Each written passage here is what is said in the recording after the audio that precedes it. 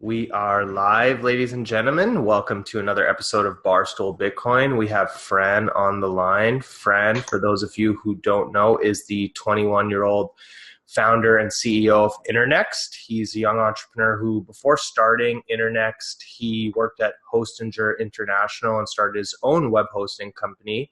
He's part of the Next Web's T500 in 2017, which highlights the most talented young entrepreneurs in the digital scene. And we're very happy to have him on the show today. Where are you calling in from today, Fran? Hey, yeah, I'm actually in Valencia, Spain. Awesome. So thank you for joining us today. You are definitely the youngest member we've had on the show before. So to kind of start things off, before we get into Internxt, what is it like being in the crypto space at 21 years old, transitioning over from hosting and digital marketing? I mean, yeah, I've been involved in the cloud industry for quite some time already. So before Internxt, I was, as you said, working there, and I had my own web hosting company as well. So, so yeah, it's similar in a way because at Internxt we're actually doing something similar to that. But in a sense, it's also very different because we do happen to have a cryptocurrency, and the crypto industry has been, way crazier than, the cloud industry, which is much more, stable and mature. Yeah. And how did you first get introduced to Bitcoin? Right. Yeah. So I think that people who you hang out with and stuff, they can be very helpful from probably every point of view, from a personal point of view and from a professional point of view. And basically how I got introduced to cryptocurrency, that was around 2 years ago. But actually introduced because I didn't know about Bitcoin and all that, but properly introduced, that was 2 years ago. I know the founder of Aragon, the company Aragon. Yeah. Yeah. So he's also Spanish, and he's a colleague of mine. And basically, he happened to start Aragon, and I was like, "Oh, that's pretty cool." He told me about it in a call, and then I had this web hosting company, and I was like, "Oh, this is like next level stuff. I should definitely go there." And because it was really mind blowing. It was so cool. Like this decentralized thing that was like the next big thing, I think. And yeah, that's when I got introduced to it. So he was the one who introduced you to Bitcoin 2 years ago. And Aragon Yeah. was a top 20 market cap coin at one point, wasn't it? Yeah, Aragon was pretty big actually. Yeah. I mean, it's a pretty interesting project from kind of a value proposition wise. Like it's pretty cool Hmm. conceptually. They want to do like decentralized organizations, so that's pretty interesting. So yeah, it's a pretty big project. So when he introduced you to Bitcoin, had they already done their ICO? I don't think so. No. Okay. And so at the time when he introduced you to Bitcoin, were you still in the hosting space? Yeah. And then how did that transition happen? Like what prompted you to move into crypto? Yeah. So it wasn't particularly crypto. It was more about decentralization, because I think it's, as I said, an awesome technology, and so is blockchain. And basically, what like Internxt with our product xCloud is actually a transition from what I had before, which was a web hosting company. So I had this cloud company that was doing fine and stuff, but it wasn't doing anything revolutionary, so it was growing fine. And basically, after hearing about decentralization, I was like, wow, this could be very well applied to cloud to the cloud. And I did some digging, and there was this few companies doing it already, like MadeSafe and Storgy and stuff, but they weren't doing it very well. Because if you try to use Storj or Sia or MadeSafe, it's just a mess, and it's just not meant to be used by the mass market, in my opinion. So so that's what we did already. I sold one side, which was my web hosting company, and I started Internxt with that goal. So when you started Internxt, was your goal to merge what you had been working on onto the blockchain and create a decentralized version of it? Yeah, that's right. Okay, cool, cool. That's interesting because I think the hosting space could really benefit from a good decentralized solution. Now, let's Mhm. dive into Internxt. What are you guys working on over there? Right. Yeah. So um, right now at Internxt, I mean, Internxt is more of an innovation company, and we're trying to tackle all kinds of big issues that humanity is facing nowadays. But for that, of course, we need to be bigger, and we'll do that in a future, as in tackling more use. Right now, the issue we're tackling is that of the use of power by corporations and governments, and also uh, the kind of easy access hackers have to our information in a way. So, Hmm. and we're doing that through xCloud. So it's a decentralized cloud, and we're starting with cloud storage, so an alternative to Dropbox or Amazon S3. And yeah, that's basically what we're after. So that's your first product that you're releasing to the market, or has it already been released? Right. Yeah. So I mean, our beta is out already, and we'll release our commercial product within the next 1.5 months, I believe. And it's a first product. Yeah. Awesome. And what's the timeline on rolling out new products? Are you going to focus on the cloud storage, or are you going to continue to develop or work on both at the same time? Mm-hmm. Yeah. So during 2019, we'll mainly be working on improving xCloud once if it gets commercially released, and we'll also be working a lot on sales and marketing once we finish our product, because it doesn't make much sense beforehand. So I mean, it makes kind of sense to do like general awareness campaigns, but we'll dive into actual, Customer marketing acquisition. and sales. Yeah, exactly. During 2018. So that's what we'll be doing. We'll also be doing a Series A very likely. So we'll mainly be focusing on that. So starting to make revenues, improve the product, and start competing with Amazon and Dropbox. Hmm. Well, there's been rumors that AWS provides around 70% of all of Amazon's revenue. So I'm Mm-hmm. sure you're in a pretty good space. There is a large need for it, and cheaper storage is always something that companies can turn to, to increase the bottom line.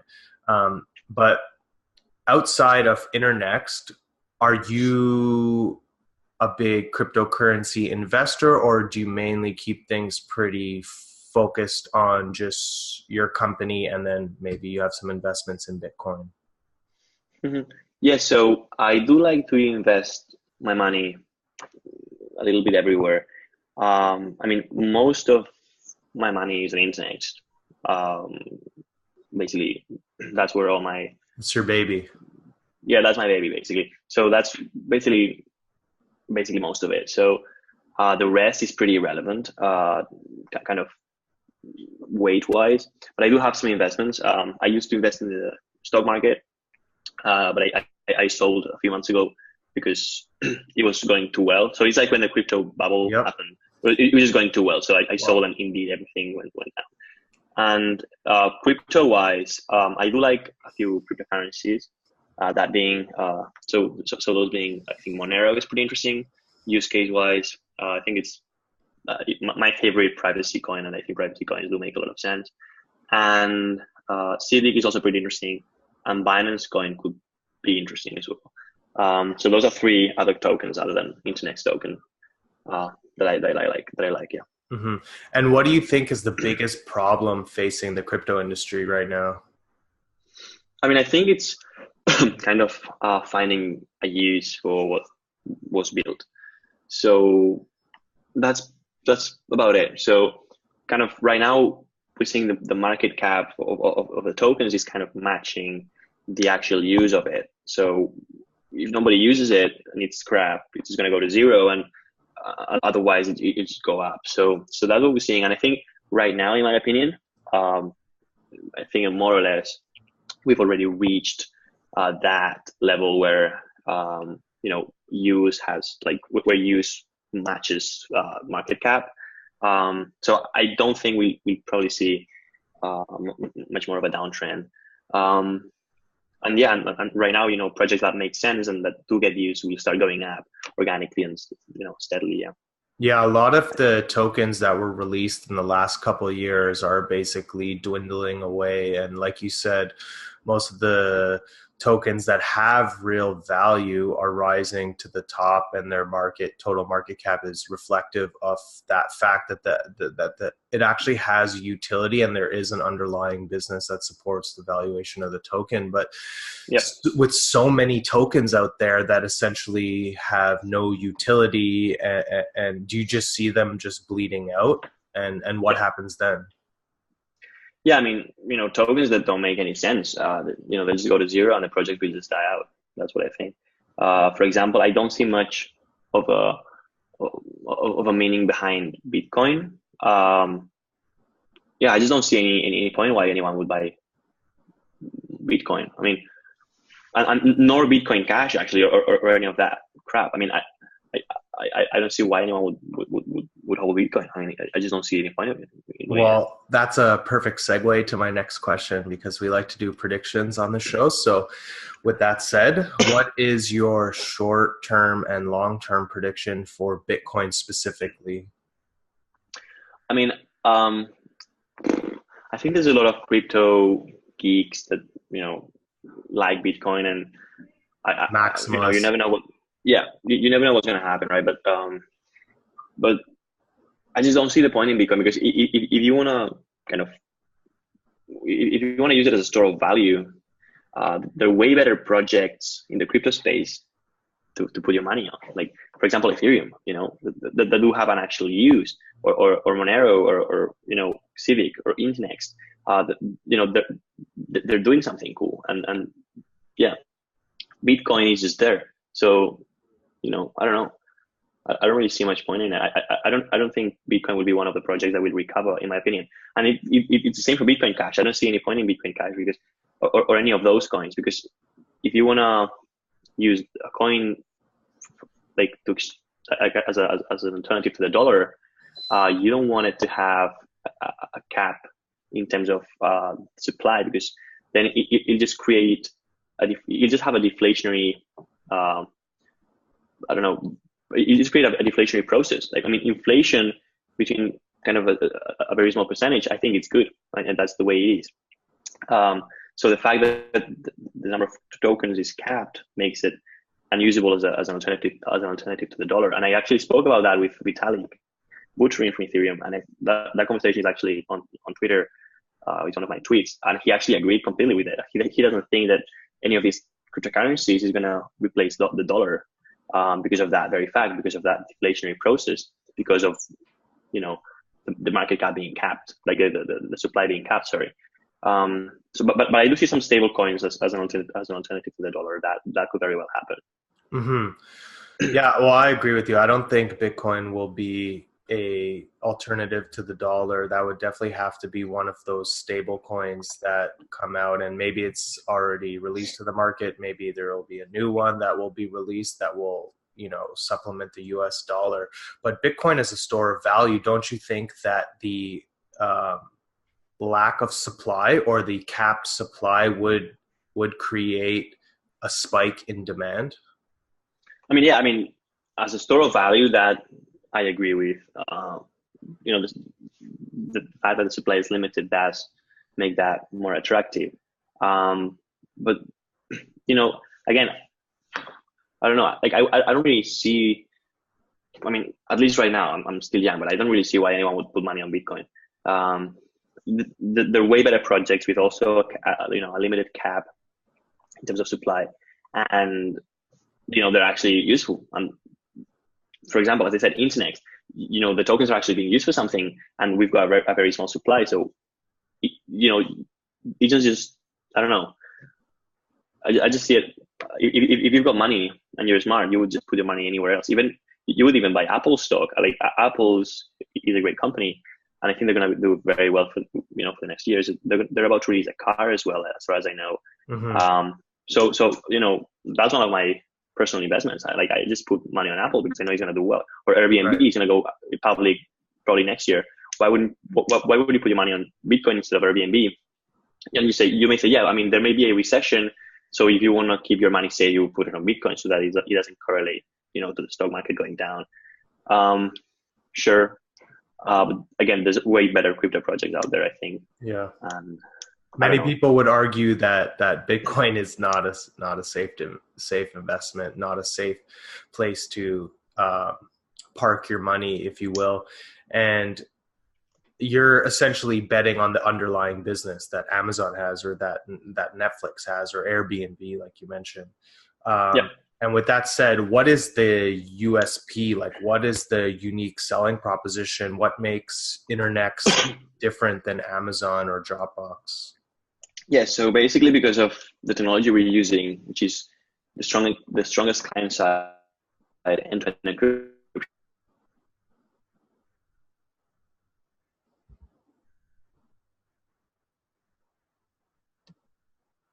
Um, Sorry, you just yeah. broke up there, Fran. If you want to repeat that. Okay. Yeah. So what was the question again? Oh yeah, our unique selling point. Our unique Yeah. selling point. Yeah. So mainly it's security and pricing. So security because of the technology we're using. So it's centralized technology. We take shards of the files and we split them in, and we host them in machines, but never machine hosts a whole file, but only a shard of it. And then we end-to-end encrypt them as well, and it's client-side end-to-end encrypted. So none of the providers currently does that. We do that in a very very simple manner. So it's very easy to use xCloud. It's as easy as using Dropbox, but you are the only one hosting your holding your key, and it's just safer because of the decentralized technology. So that's why it's safer, and also it's that also allows us to be cheaper. Yeah. And do users, consumers, your customers, do they pay for their service with the tokens? Yeah, so basically we've got three plans. We've got a free plan and then two paid plans. Right now, during the beta, only our free plan is available. Although our xCloud beta is currently paused because of some issue that we had on the infrastructure, but we're fixing it and it should be back online in the next few days. So during the beta, only the free plan is available. Commercial, the paid plans will be made available, and yeah, so people can pay in either dollars or our token. I don't think tokens make sense. I don't think it makes sense to pay with a different cryptocurrency or currency or whatever uh, for each different shop you visit. So imagine going to a supermarket and having to pay with supermarket coin. You just Hmm. and then going to the Apple store and paying with Apple Right. coin. It's a It nightmare. just doesn't make sense. Yeah, it's just nonsense. So I mean, if users want, they can pay with our token, and we'll very likely give them a discount for that. But we don't really expect that to be, especially because we're targeting the mass market and we want to be an actual business. So we don't Hmm. really see that as a big thing. So um, so basically, people will pay in dollars mainly, I think, and with those dollars, we will buy the tokens from the market and then pay hosts with our token. So it's virtually the same as if they were paying in our token, just but they don't have to because it's Right. just not convenient. So it's kind of the same process, but it happens in the background so that the user doesn't have to go through all that hassle. Right. So it makes things easier on consumers. Now, Yeah. you mentioned that there's a utility for the next token. What do you see as that utility? What do you see for that for, utility being? for our token. Yeah. I mean, that's basically how it works right now. So that's the utility it has for the cloud service. So paying hosts and basically the more tokens the hosts hold, the more they get paid as well. So we take two variables into consideration, which is how much disk space they hosted during a given month and how many tokens they have. So that's one thing, and then we will see what our next services are. I don't know yet, but when we So do the them, the utility of the token will expand as you guys roll out new suites of products and services. yeah, that's probably what's going to happen. I mean, that's still very far to be honest, because during Right. 2019 we'll be focusing on xCloud, and during 2020 we may, if everything goes well, release a second or start working on a second service. But we'll see. I can't really speak. For, it's Yeah, still so yeah. far. Got Yeah. it. And moving forward into the future, you had mentioned that you don't think we will see a larger dip, and most of the coins have pretty much bottomed out. Do you think we found the bottom here, and now we're going to rally, or what do you see happening from here with the market? I mean, I think that I think we're going to see the attachment right now.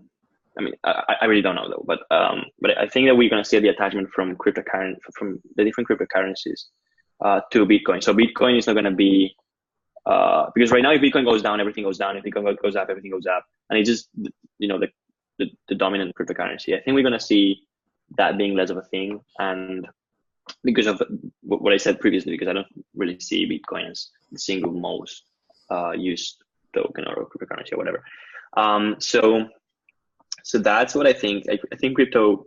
I mean, I think projects and tokens that make sense have probably bottomed out, like bottomed down, or already in the process of doing so.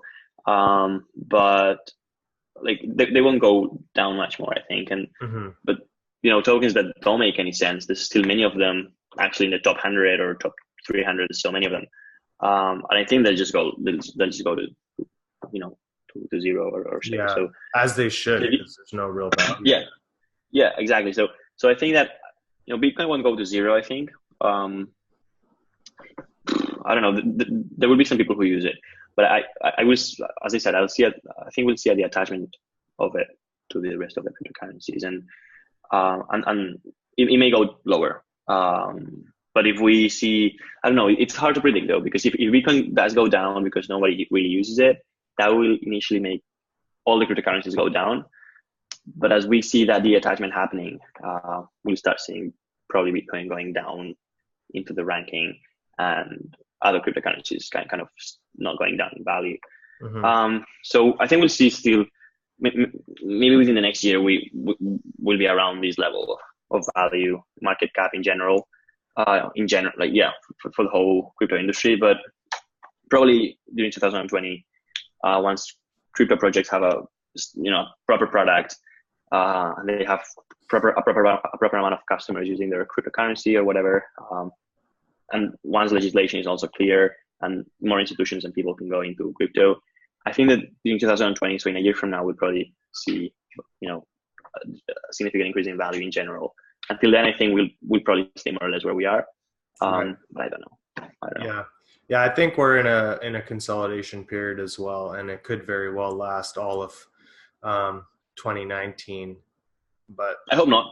But we don't know.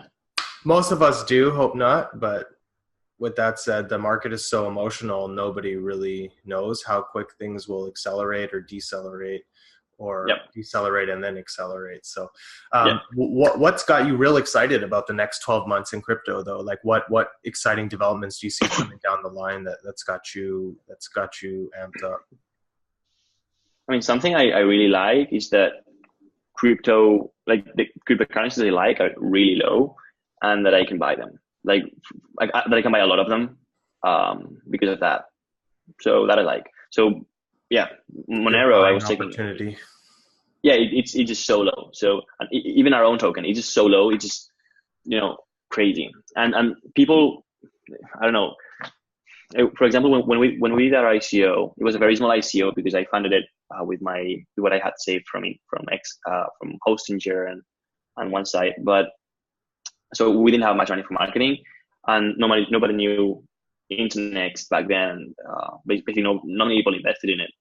And then people started knowing about it, and they were like, "Oh, I wish I would have bought, the token when it was like 90 cents or 80 cents or whatever when we did our ICO." And right now it's pretty much at that price, and people have left. People don't buy tokens and cryptocurrency anymore. People are like, "Okay, fuck this." Everyone's scared. And I think that 99% of the cryptocurrencies out there are total bullshit. But there's still a 1% that I think are super, super interesting. And, I think that they have to go up. I mean, there's just no way on earth people don't use that awesome thing. And that's just going to happen. And bubbles happen. And the dot-com bubble happened. And then, you see all these awesome tech companies going up in value after the bubble because they just had to. So I think we're going to see the exact same thing in crypto. And it's a pity that a lot of people left but they will come back once the value is up. That is how it works. Yeah, yeah. Well, a lot of people buy the top, and then when we do see somewhat of a bottom, they're more fearful to buy. And to invest more. Yeah, I yeah, mean, it makes sense, yeah, right? But psychologically, it makes sense. Investment wise, it doesn't. no, investment wise is crap. Yeah, Investment wise is like crap. buy high, sell low. Like that's your investment strategy. Is not very sound. Yeah, then you're fucked. No, it's not. But yeah, I mean, if you've lost everything because of the bubble and then you've got some cash left, you may not want to kind of, right. take that risk again. Emotionally scarred, I guess, to the point where you're too fearful. Yeah, so that's the pity, but that's just how it is. Mm-hmm. Well, that's good advice. I think a lot of people need to hear that and be reinforced that now is a good time to start accumulating a position and start betting on some of these projects that have real legs and have an underlying business, right, and add real value to the marketplace. Yeah. So we appreciate you hopping on today. Where can people learn more about what you guys got going on, and how can they take advantage of your cloud service? Yeah, so our website, internxt.com, internxt.com. They can check everything there. We've got all the social media links, everything. They can subscribe to our newsletter, everything. They can check out our beta. By the time this gets released, the Xcloud beta will probably reach soon again. And it'll be ongoing until we release the commercial product in a month or two. So yeah, that's how they can learn about us. And where can they get access to tokens? Well, actually, they can buy them on La Token, Mercadox, Yo Bitcoin Exchange, and IDEX. And we'll actually be working on getting listed on bigger exchanges during 2019, because it was just crazy getting listed there this year. Like the prices they asked for, and with all the kind of crap from regulation that nobody knew what was going to happen. It was just too risky, and it was just not worth it. So once we release our commercial product, if everything goes well, we'll be applying to more exchanges. But people can buy our token from our website, because we've got a widget which was developed by some company, Crypto Wolf. So basically, what it does is it sends you the tokens directly to your wallet without having to go to an exchange. So you can go to internxt.com, and then you can send Bitcoin or dollars with a credit card. You can do it as well, and those dollars or Bitcoin are used by this algorithm to buy tokens from the exchange, and then they get sent directly to your wallet. So it's on ERC20, so you can just use mycrypto.com, Trezor, or we're also on Coinbase Wallet. So literally all you need to do is go to Coinbase Wallet on your phone, download the app, and just copy your Internxt token address, go to our website, paste it, and buy the tokens with your credit card or Bitcoin or whatever. Great. And any last words for our listeners? No. I mean, it was really, really nice being here. It was really interesting. And yeah, I mean, I really don't know what's going to happen, but that's my opinion in terms of, everything we talked about. So we'll see. Maybe I'm wrong. Probably I'm wrong. Yeah, well, we appreciate you stopping by, definitely. And hopefully we can have a follow-up call sometime in the future when things have developed a little bit and we can go. Yeah, that'll be fun. Like, oh, remember a year ago when we were talking and we predicted this and that? This is what happened. What didn't happen.